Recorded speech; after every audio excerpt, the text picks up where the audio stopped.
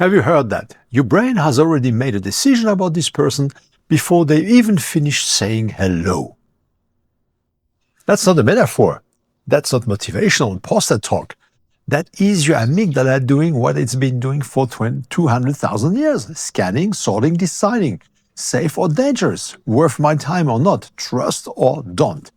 And here's the thing nobody tells you. It doesn't matter how smart you are, how good your product is, or how many slides you prepared.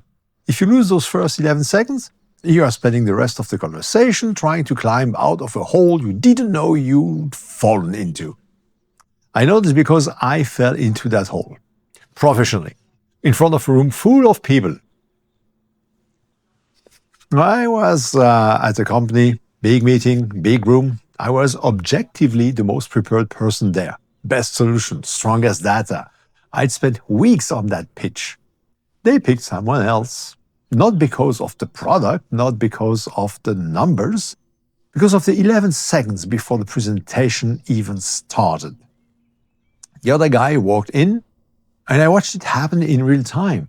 A specific eye contact sequence. The right handshake. He said 4 words before he even sat down, and the room was already his. I didn't have the language for what I just witnessed, so I spent the next 10 years figuring it out. I'm going to save you a bit of time. Today, I'm giving you the whole system. The 11-second science. That's what we are going to talk about. So let's talk about what's actually happening inside the brain of the person you are meeting. In 400 milliseconds, that's less than a half second, the trust decision has already begun to form. Before your conscious brain has even processed what's happening, the brain cannot not judge. It's not rude, it's not shallow, it's a survival mechanism that kept your ancestors alive.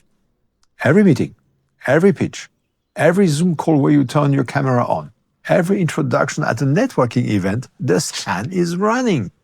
And the brain is not scanning for what you think it's scanning for. It doesn't start with your resume, it's not reading your credentials, it's scanning for 3 things in a very specific order.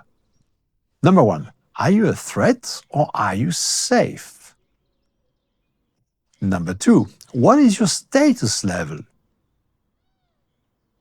Number 3, do I actually like you? 3 phases, 11 seconds. Let's break down each one. So phase 1 is the threat scan. The amygdala fires before the cortex even knows what's going on. It's reading your body, not your words. Eye contact first. Too much eye contact reads as aggression. Too little reads as deception. There is a specific window, and most people are outside it without realizing. The brain also reads micro-expressions, tiny flashes of emotion on your face that last 1/25th of a second. You can't fake your way past this. The brain detects inauthenticity at a neurological level. If you're nervous and pretending you're not, they know. They don't know that they know, but they feel it. Your voice, too. Before the words register, the brain is reading pitch, pace, and steadiness. A voice that's tight and rushed signals stress. A voice that's calm and measured signals safety. And proximity. How you position your body when you enter a room, whether you are angled towards someone or slightly away. The tactical fix here is what I call the anchored entry. Deliberately slow down your first 3 seconds. Not awkwardly, intentionally. Walk in like you've been in this room 1,000 times. Most people speed up when they are nervous. They rush the entrance, they rush the handshake, they rush to start talking to fill the silence. That rushing is the signal that triggers the threat response. Slow it down. Phase number 2, the status scan. Hierarchy is primal.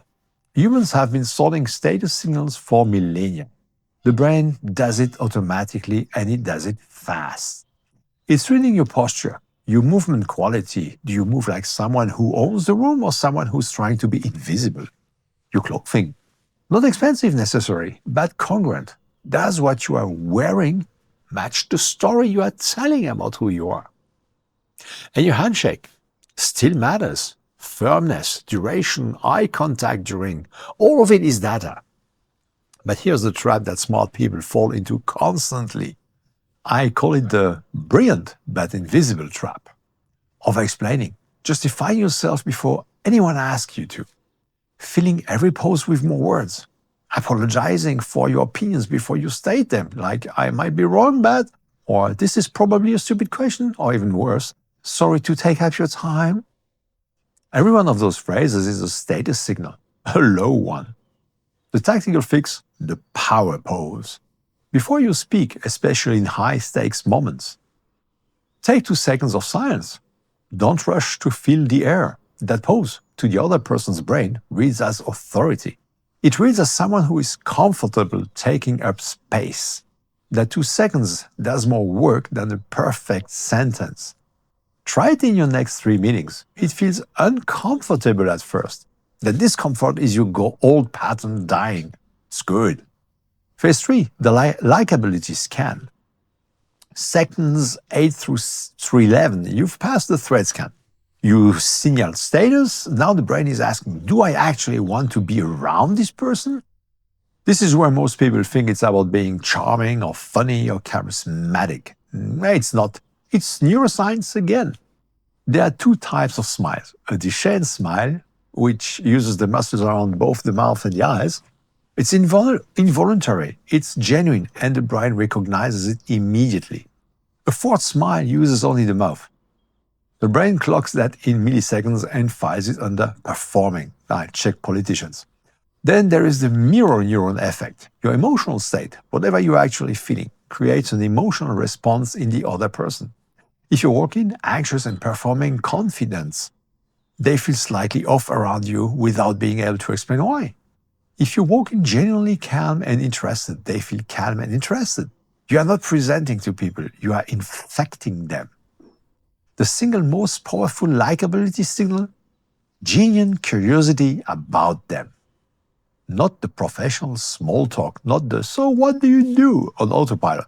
Actually wanting to know, looking at them like they are interesting. Most people spend the entire first meeting thinking about what they are going to say next. The people who are impossible to forget, they are actually listening.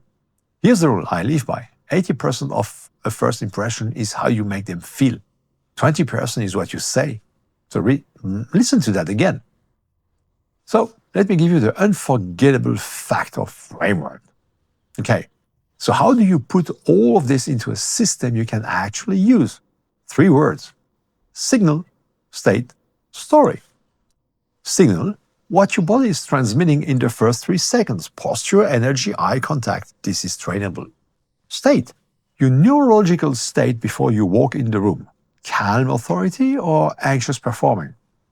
The room reads whichever one is true. Preparation and briefing are your tools here. Story, the one sentence that makes someone wants to know more. Not your job title, not a summary of your CV. One sentence that opens a door. Here's mine.